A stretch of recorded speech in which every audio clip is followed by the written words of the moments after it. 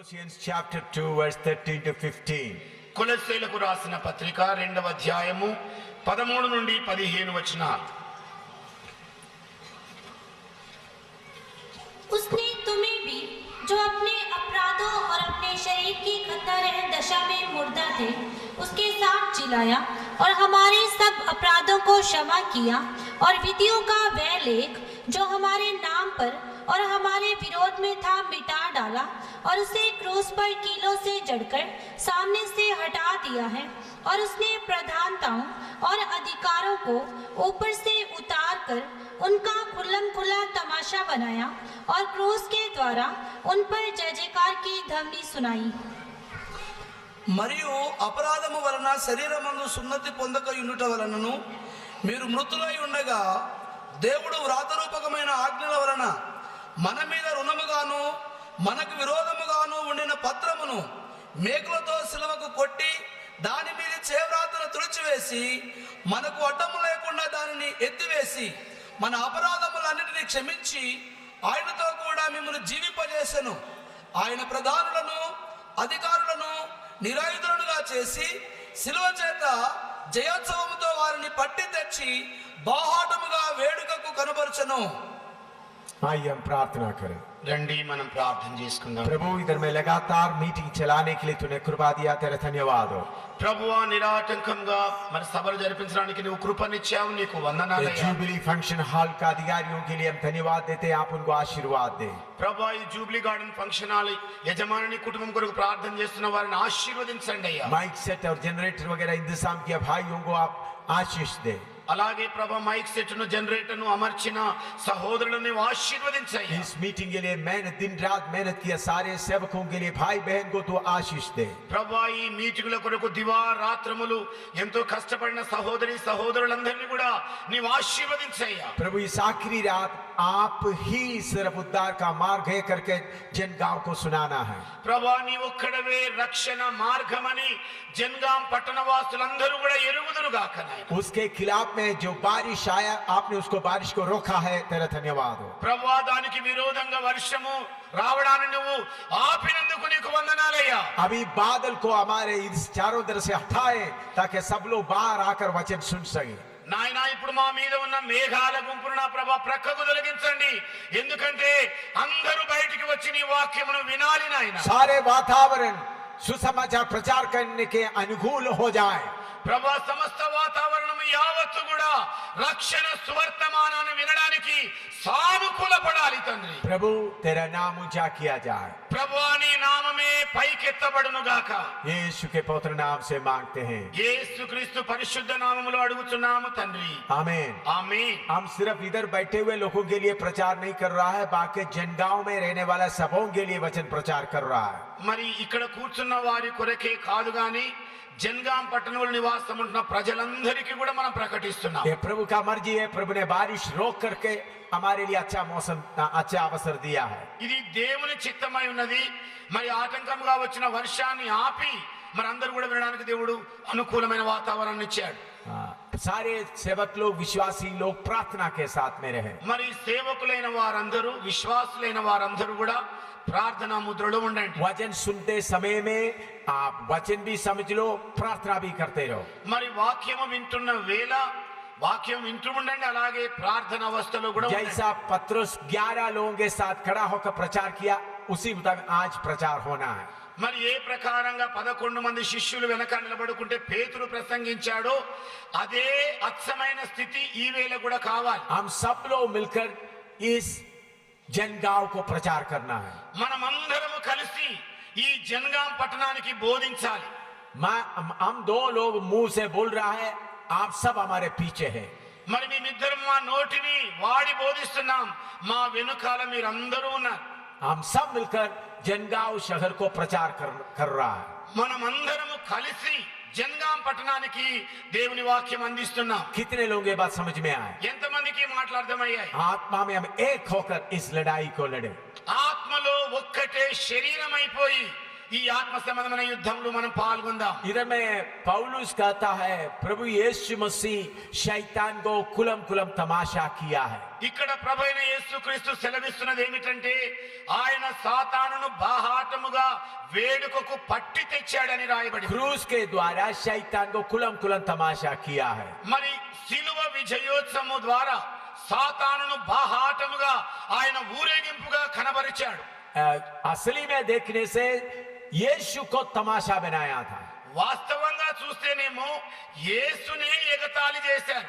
यीशु 3 kilo में लटक रहा है. యేసేమో 3 మేకుల మీద సిలువలో उनके వ్రేలాడుతున్నాడు. सिर में कांटे लगवाया गया. ఆయన శిరస్సు మీద ముళ్ళ కిరీటం ఉంచబడింది. उनके कपड़े पूरे उतार दिया गया. ఆయన బట్టలన్నీ ఊడదీశారు. दाहिने बाएं एक एक चोर को लटकाया गया है. కుడి ఎడమలుగా ఒక్కొక్క దొంగను వేలాడదీశారు. उनका ही एक चेला उनको पकड़वाया गया है. ఆయన శిష్యులలో ఒకడే ఆయనను పట్టి తెచ్చాడు. सारे चेले लोग उनको छोड़कर भाग गए. శిష్యులందరూ కూడా ఆయనను ఒంటరిగా వదిలేసి వెళ్ళిపోయారు. सलीब लटकते हुए मैं प्यासा हूं बोलते वक्त एक गिलास पानी देने के लिए कोई नहीं था. మరి సిలువలో వేలాడుతున్న వేళ నాకు దాహం వేస్తుందని అంటే ఒక గ్లాసుడు మంచినీళ్ళు ఇచ్చే మరి నాదుడు లేడు.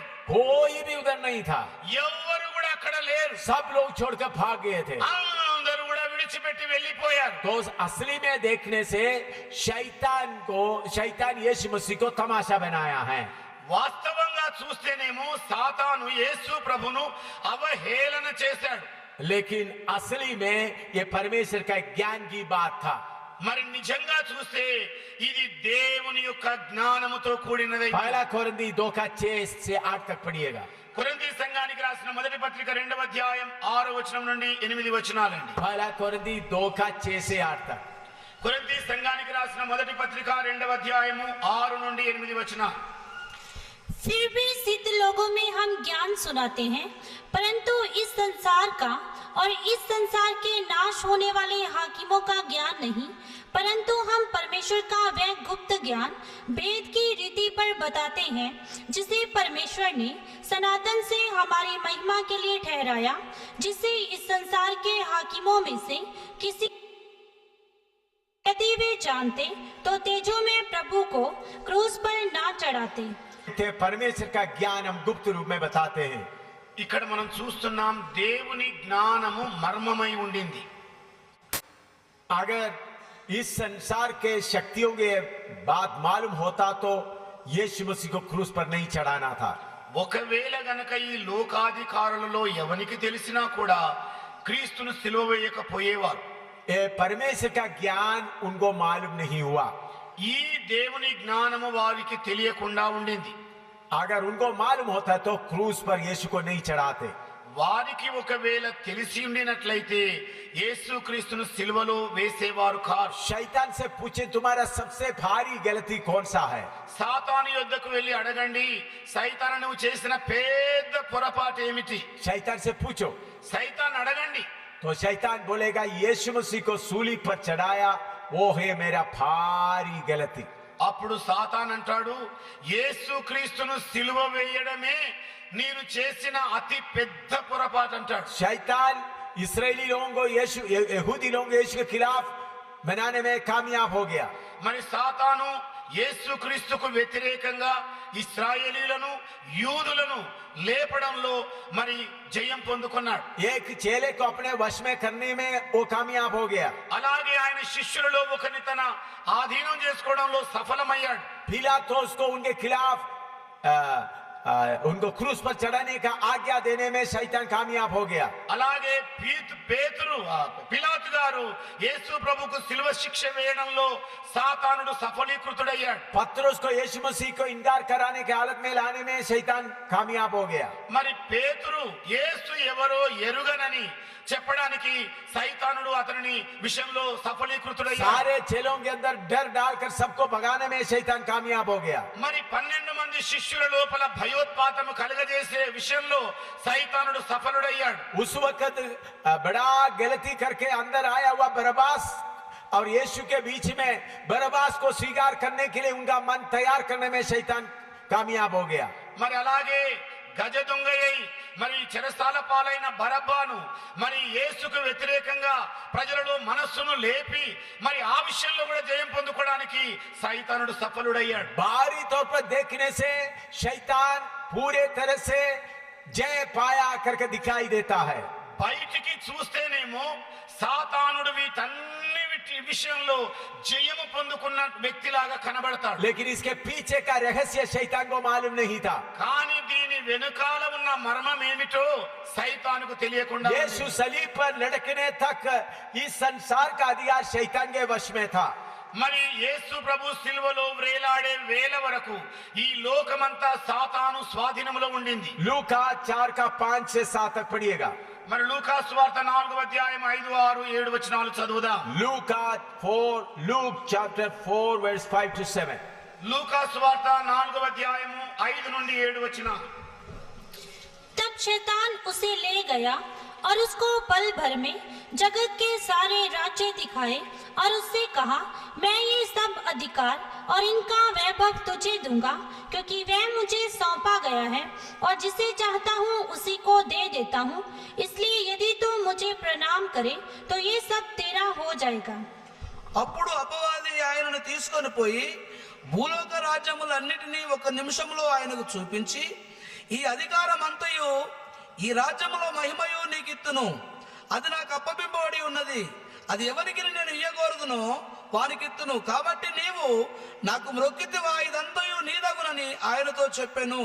इधर में शैतान सारे दुनिया का धन दौलत राज्य दिखाकर बोलते हैं सब मेरे वश में है. ఇక్కడేమో సాతానుడు లోక రాజ్యముల యొక్క సమస్త మహిమను ఐశ్వర్యమును వైభవమును చూచి నాకు నమస్కారం పెట్టమని అడుగుతున్నాడు. अगर तुम मेरा प्रणाम करेंगे सब तुम्हारा होगा.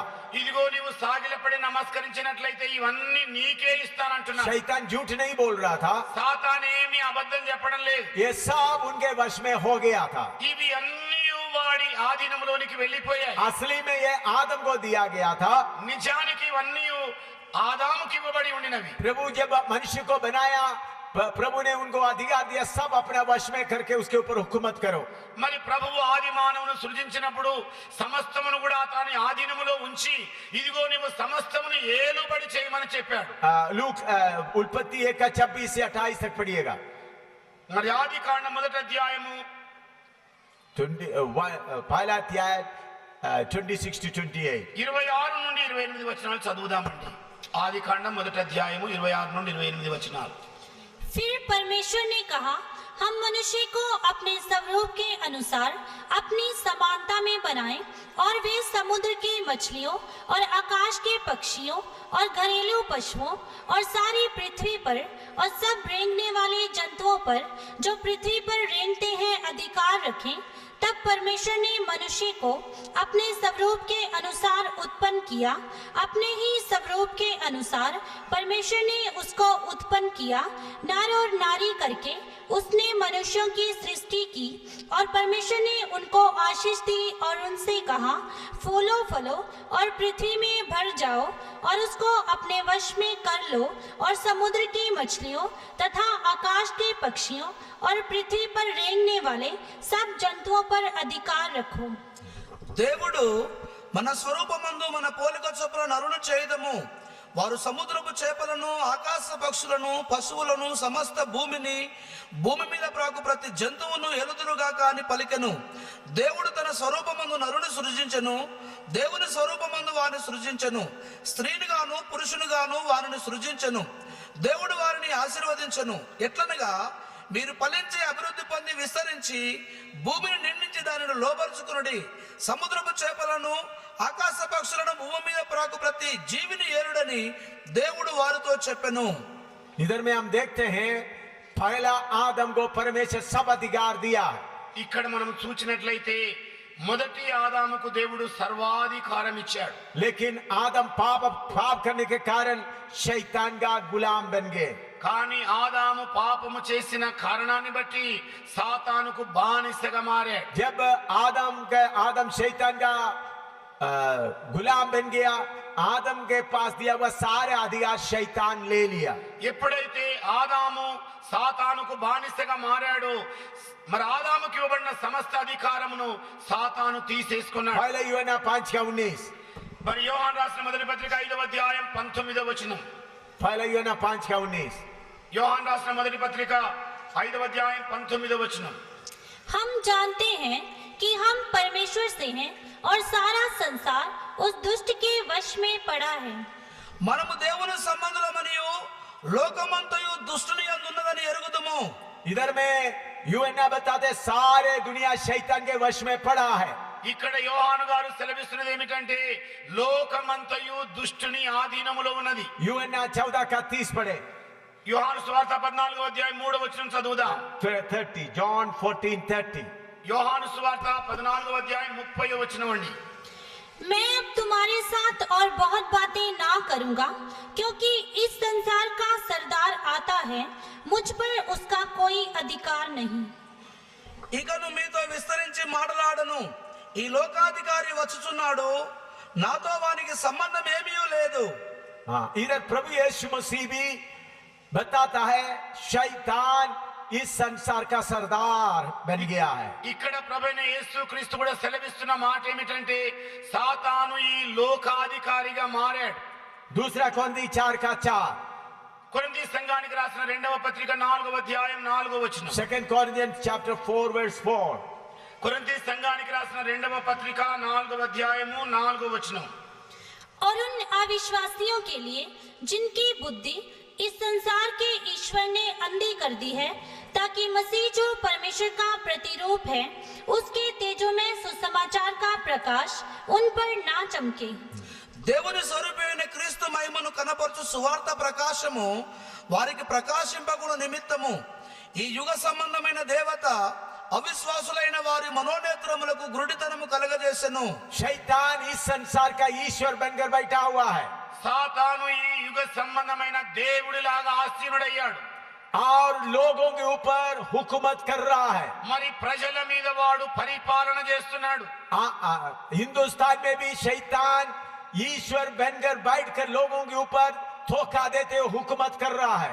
మరి భారతదేశంలో కూడా మరి సైతాను లోకాది యుగ సంబంధమైన దేవుడిగా ఆసీనుడై అందరిని కూడా మోసగిస్తున్నాడు. आंध्र प्रदेश में भी शैतान इस संसार के ईश्वर बनकर बैठकर लोगों को धोखा दे रहा है। ఆంధ్ర రాష్ట్రంలో కూడా సాతాను ఈ యుగ సంబంధమైన దేవుడిగా కూర్చొని అందరి మీద అధికారం చేస్తున్నాడు. इस जनगांव प्रदेश को भी शैतान इस संसार का ईश्वर बनकर लोगों को धोखा दे रहा है। మరి జనగాం పట్టణం ప్రజల మీద కూడా ఈ యుగ సంబంధమైన దేవుడిగా సాతాను మారి అందరిని మోసగిస్తున్నాడు. लोगों को सबको हम प्यार करते हैं।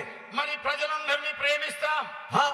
हम लोगों को प्यार करते हैं। మేము ప్రజలను ప్రేమిస్తాం. हमारा एक ही वैरी है, మాకొక్కడే శత్రువు ఉన్నాడు. वो है इस संसार का ईश्वर बनकर बैठा हुआ शैतान।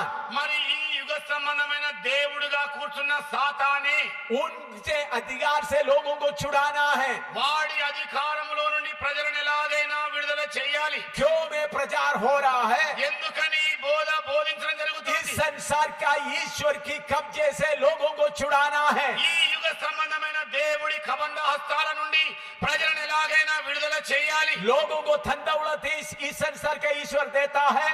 మరి ప్రజలకు ఐశ్వర్యమును ధనమును సంపాదించేది ఈ యుగ సంబంధమైన దేవుడే. इस संसार का धन दौलत देता है, ఈ లోక సంబంధమైన భూ సంపదనిస్తాడు, तंदुरुस्ती देता है, ఆరోగ్యం ఇస్తాడు, बिजनेस बढ़ाता है, వ్యాపారాన్ని అధికం చేస్తాడు, लोगों के ऊपर प्रभाव बढ़ाता है, ప్రజల మీద ప్రభావాన్ని అధికం చేస్తాడు. और वोट लेकर पार्टी में बढ़ने के लिए मौका मिलता है, మరి ఓట్లు తీసుకొని పార్టీలో గొప్ప నేతగా చలామణయ్యే అవకాశం ఉంటుంది. मंत्री बनने के लिए मौका देता है। మరి మంత్రి గారు కావడానికి అవకాశం ఇస్తాడు. ये सब देकर लोग सोचते यही है ईश्वर। మరి ఇవన్నింటిని చూసి ప్రజలేమో ఇదిగో ఈయనే ఇక దేవుడు అనుకుంటున్నారు. इसलिए लोगों को गुमराह करके ले जा रहा है। అందుకే ప్రజలను మోసగించి తీసుకొని వెళుతున్నాడు. प्रभु यीशु मसीह किस लिए आया? ప్రభువైన యేసు క్రీస్తు దేని కోసం వచ్చాడు? पहला यूहन्ना 3:8, యోహాను రాసిన మొదటి పత్రిక 3వ అధ్యాయం 8వ వచనం. 1 John chapter 3 verse 8। యోహాను రాసిన మొదటి పత్రిక 3వ అధ్యాయం 8వ వచనం. जो कोई पाप आता है वह शैतान की ओर से है, क्योंकि शैतान आरंभ ही से पाप करता आया है। परमेश्वर का पुत्र इसीलिए प्रकट हुआ कि शैतान के कामों का नाश करे। అపవాది మొదట నుండి పాపము చేయుచున్నాడు గనుక పాపము చేయువాడు అపవాది సంబంధి. అపవాది యొక్క క్రియలను లయపరచుటకే దేవుని కుమారుడు ప్రత్యక్షమాయెను. परमेश्वर का पुत्र इसलिए प्रकट हुआ कि शैतान का कामों को नाश करे। అపవాది క్రియలను లయపరచుట కొరకే దేవుని కుమారుడు ప్రత్యక్షమయ్యాడు. रावणा को कितने बार जलाने से शैतान का काम खत्म नहीं होगा। మరి రావణాసురుని ఎన్ని మార్లు దహించినా కూడా సాతాను యొక్క శక్తి క్షీణించబడదు. आप खुद गवाह है, మీరే దానికి సాక్షులు. कितने साल से रावणा को जलाते आ रहा है, ఎన్ని సంవత్సరాలుగా రావణాసురుని దహించి వేస్తూ వస్తున్నాం. फिर भी आप बताएं पाप बढ़ गया घट गया। మీరే చెప్పండి, కాస్త పాపం పెరిగిందా లేకపోతే ఏమైనా తగ్గిందా?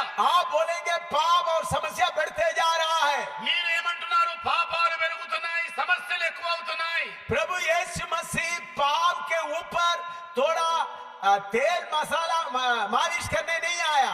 మరి ప్రభువైన యేసుక్రీస్తు పాపం మీద ఏదో పైపూత పూయడానికో ఏదో మసాలా రుద్దడానికో రాలేదు. बल्कि यीशु मसीह पाप को जड़ से उखाड़ने आया। కానీ ప్రభువైన యేసుక్రీస్తు పాపమును కూకటి వేళ్లతో పెకిలించడానికే వచ్చాడు. यीशु मसीह शैतान के कामों को नाश करने आया। యేసుక్రీస్తు సాతాను క్రియలను లయపరచుట కొరకే వచ్చాడు. जब एक व्यक्ति प्रभु यीशु के पास आता है, जब एक व्यक्ति प्रभु यीशु के पास आता है, ఒక వ్యక్తి యేసు ప్రభు దగ్గరికి ఎప్పుడైతే వచ్చాడో, जब उन्होंने उनका दिल खोलता है, ఎప్పుడైతే అతని హృదయాన్ని తెరుస్తాడో, उनके अंदर का पाप का जड़ को प्रभु उठाकर फेंक देता है। అలాంటి వ్యక్తి లోపల ఉన్న పాపపు వేళ్లను కూకటి వేళ్లతో సహా ప్రభు పెరికేస్తాడు. प्रभु यीशु पाप मत करो बोलने नहीं आया।